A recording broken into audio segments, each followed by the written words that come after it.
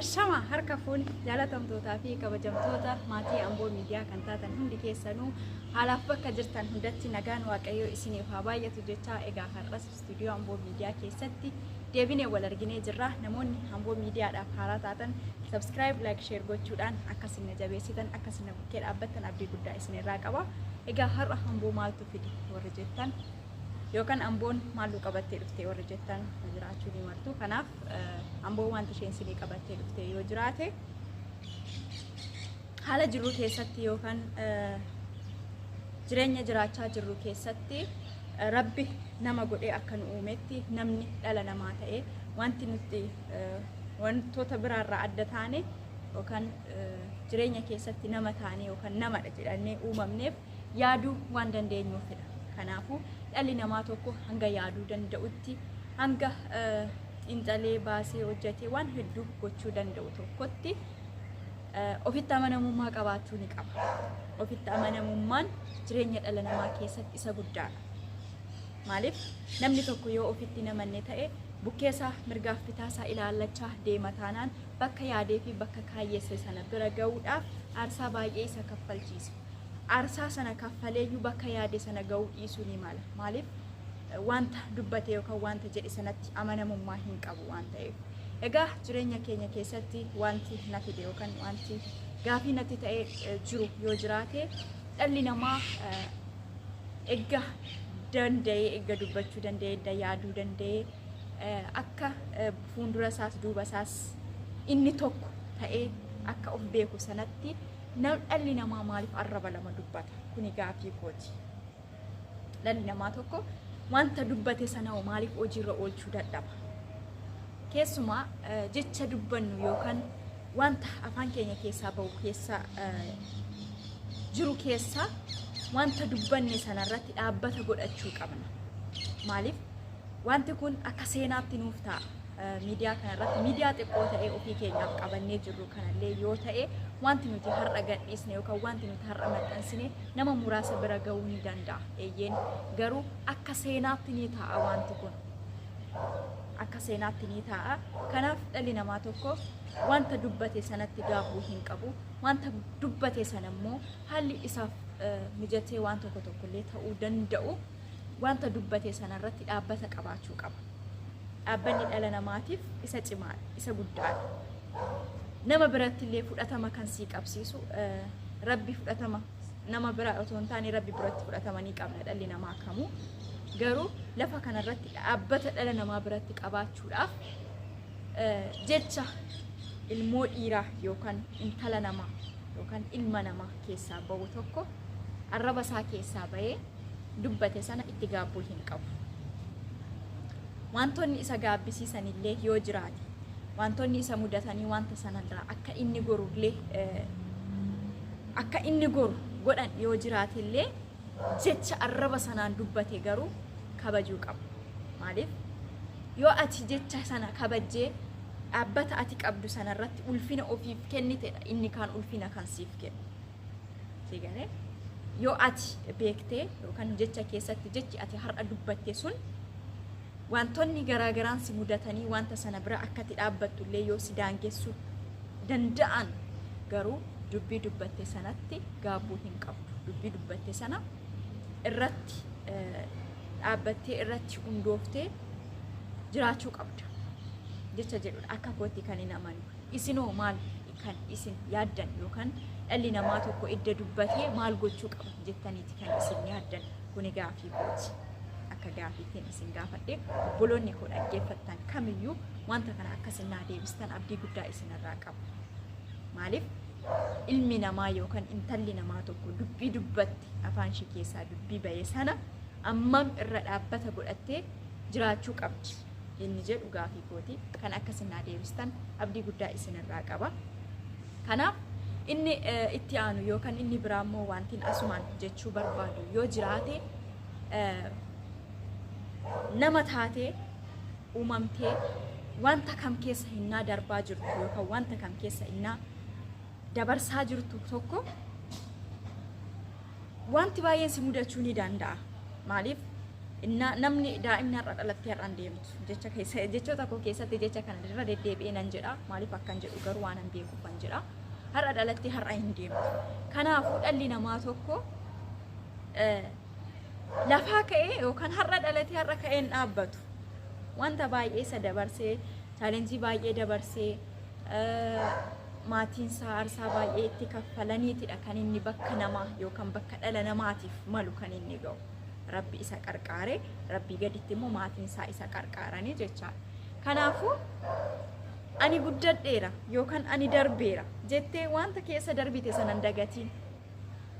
Seegalee wanta keessa darbite sana siruma dagachuun qabdu. Dhala namaa erga taate erga yaaduu dandeesse erga dubbachuu dandeesse erga sammuun kee wantoota biraarraa adda ta'anii yaaduu danda'anii wanta kana dabarsuu yookaan itti naafuu itti saalfachuu hin qabdu. Ani har'a guddadheera jettee dhoqqee borcitee taphattee guddachuu kee hin dagatiin. Seegalee isa borcitee taphattee maal jettee sana har'a immoo akka tasaa ta'ee innaa ati bakka kana dhaab. Kanaafuu yaa obboloota koo yaa daawwattoota maatii Amboo Miidiyaa akka ani baradhe yookaan akkan ani irraa hubadhe tokkotti yoo jiraate namni tokko yookaan guddina isaa keessatti bu'aa bahii hedduu dabarsee ni guddata. Bu'aa bahii hedduu aarsaa baay'ee kaffalees bakka yaade sana ga'uu ni danda'a. Garuu ati har'a wanta sana keessa dabarseera jettee nama sana qeeqxeetta taanaan namni sun sibira darbee ni guddata. Kanaaf jecha dubbannu keessatti gochaa goonuu keessatti wanta har'a dubbannu sana otoo hin taane wanta har'a tuffannee bira darbine sana otoo hin taane inni sun immoo akka tuffatee nu bira darbuu danda'u akka isin beektan yookaan akka isin yaaddan namni kaanoo in yaada jettanii amantu. Kunis gaafii kooti. Maaliif dhalli namaa tokko jireenya isaa keessatti steepota hedduu dabarseetidha kan inni waan tokko ga'u. No ani wanta sana hin dabarsine yookaan ani bakka kana dhaabbadhe guddadheera wanta sana yaadachuu hin qabu. Haayili koo inni duraanii yookaan gochaan koo haalli jireenyaa koo inni duraanii sana bira darbeera waan ta'eef sana namni natti kaasee akkana yaadachiisu hin barbaadu jechuun wanta hin eeggamne. Maaliif wanta ati dabarsite sana wanta dabarsite sanatti saalfachuu hin qabdu. Wanta dabarsite sanatti boontee isa kaan immoo akka inni bakka sana keessaa darbuu danda'u gochuu qabda dhala namaa taatee erga yaaddee. Kanaaf jecha keessatti yookaan mammaaksa keessatti mammaaksa tokko baay'ee na ajaa'ibsiifadha. Mammaaksa sana hunda isaa isinii xumuruu baachuu danda'a. Kanaaf isin garuu itti xumurtanii akkasin irraa waa hubattan abdiin qaba. Mammaaksichis maal jedha seetan hin bari'u seetee bakka duwwaa gootee bariinaan akkatti gattu dhabdee jedha. Kanaafuu hin bari'u seetanii yookaan inni har'a isteeppii calqabaarra jiru kun hin guddatu seetanii jechoota hin taane hin darbatinaa.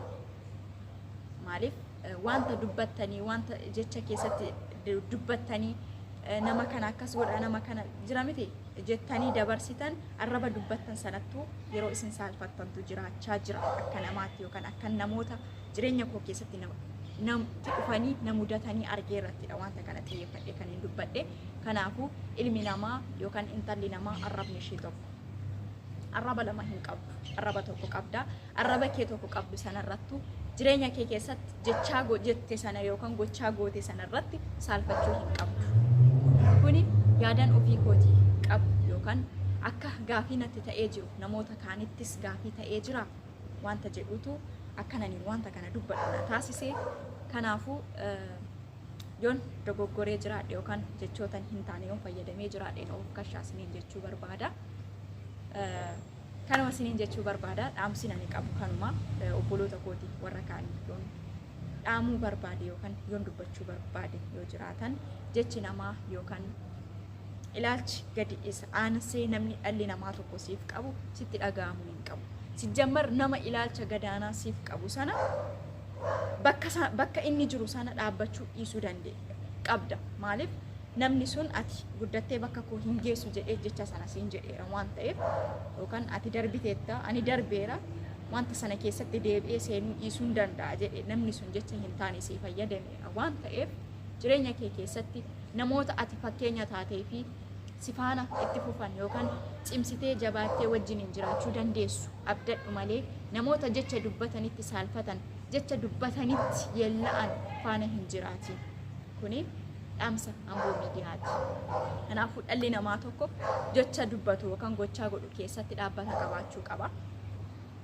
Kanaaf wanta dhaabbata irraa jallattee jirta yoo ta'e yookaan deebitee of ilaalta kan nama tokkootti namni tokko sirraa waa hubachuu danda'u. Ati immoo nama sana balaaleffattee nama sana xiqqeessitee nama sana tuffattee taana inni kaanoo inni si caala guddatee jiru sunoo maal siin jedha lafa.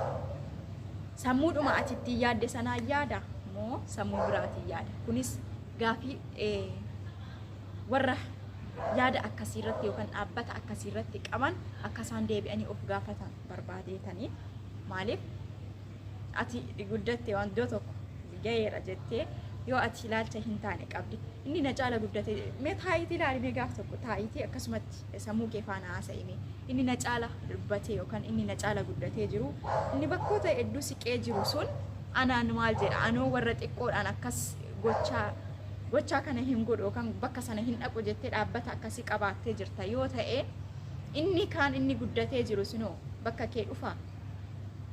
Kanaafuu dhalli namaa tokko jireenya isaa keessatti firii facaasee haammata. Xaafii facaaftee qamadii haammattu. Qamadii facaaftee garbuu haammattu. Gochaa jireenya keenya keessatti yookaan daandii adeemsa jireenyaa keenya keessatti dubbannu tokko irratti dhaabbata qabaachuu qabna. Ilmi namaa yookaan intalli namaa arraba lama qabdu, arraba tokko qabdi. Arraba lama itti gaafatamta kana isuma afan dhiisa. Kanaaf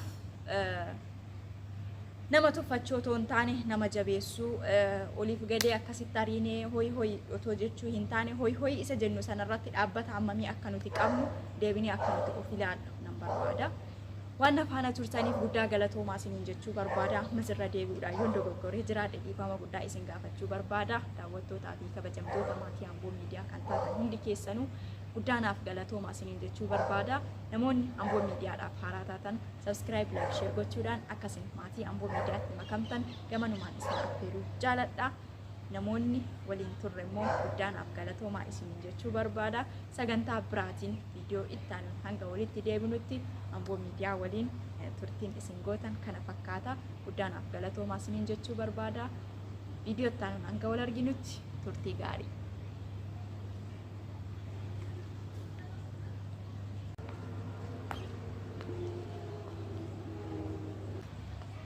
Kanaafuu yaa obboloota koo yaa daawwattoota maatii Amboo Miidiyaa akka ani baradhe yookaan akka ani irraa hubadhe tokkotti yoo jiraate namni tokko yookaan guddina isaa keessatti bu'aa bahii hedduu dabarsee ni guddata. Bu'aa bahii hedduu aarsaa baay'ee kaffalees bakka yaade sana ga'uu ni danda'a. Garuu ati har'a wanta sana keessa dabarseera jettee nama sana qeeqxeetta taanaan namni sun sibira darbee ni guddata. Kanaaf jecha dubbannu keessatti gochaa goonu keessatti wanta har'a dubbannu sana otoo hin taane wanta har'a tuffannee bira darbine sana otoo hin taane inni sun immoo akka tuffatee nu bira darbuu danda'u akka isin beektan yookaan akka isin yaaddan namni kaanoo in yaada jettanii amantu. Kunis gaafii kooti. Maaliif dhalli namaa tokko jireenya isaa keessatti steepota hedduu dabarseetidha kan inni waan tokko ga'u. No, ani wanta sana hin dabarsine yookaan ani bakka kana dhaabbadhe guddadheera wanta sana yaadachuu hin qabu. Haayili koo inni duraanii yookaan gochaan koo haalli jireenyaa koo inni duraanii sana bira darbeera waan ta'eef sana namni natti kaasee akkana yaadachiisu hin barbaadu jechuun wanta hin eeggamne. Maaliif wanta ati dabarsite sana wanta dabarsite sanatti saalfachuu hin qabdu. Wanta dabarsite sanatti boontee isa kaan immoo akka inni bakka sana keessaa darbuu danda'u gochuu qabda dhala namaa taatee erga yaaddee. Kanaaf jecha keessatti yookaan mammaaksa keessatti mammaaksa tokko baay'ee nan ajaa'ibsiifadha. Mammaaksa sana hunda isaa isin xumuruu baachuu danda'a. Kanaaf isin garuu itti xumurtanii akkasin irraa waa hubattan abdiin qaba. Mammaaksichis maal jedha seetan hin bari'u seetee bakka duwwaa gootee bariinaan akkatti gattu dhabdee jedha. Kanaafuu hin bari'u seetanii yookaan inni har'a isteeppii calqabaarra jiru kun hin guddatu seetanii jechoota hin taane hin darbatina. Maaliif wanta dubbattanii wanta jecha keessatti dubbattanii nama kana akkas godha nama kana jira miti jettanii dabarsitan arraba dubbattan sanattuu yeroo isin saalfattantu jiraachaa jira akka namaatti yookaan akka namoota jireenya koo keessatti namti dhufanii na mudatanii argee irrattidha wanta kana xiyyeeffadhe kan hin dubbadhe. Kanaafuu ilmi namaa yookaan intalli namaa arrabni ishee tokko arraba lama hin qabdu, arraba tokko qabda. Arraba kee tokko qabdu sanarrattu jireenya kee keessatti jechaa jette sana yookaan gochaa goote sanarratti saalfachuu hin qabdu. Kuni yaadaan ofii kooti qabu yookaan akka gaafii natti ta'ee jiru namoota kaanittis gaafii ta'ee jira wanta jedhutu akkananiin wanta kana dubbadhu na taasise. Kanaafuu yoon dogoggoree jiraadhe yookaan jechootan hin taane yoon fayyadamee jiraadhe of kashaasniin jechuu barbaada.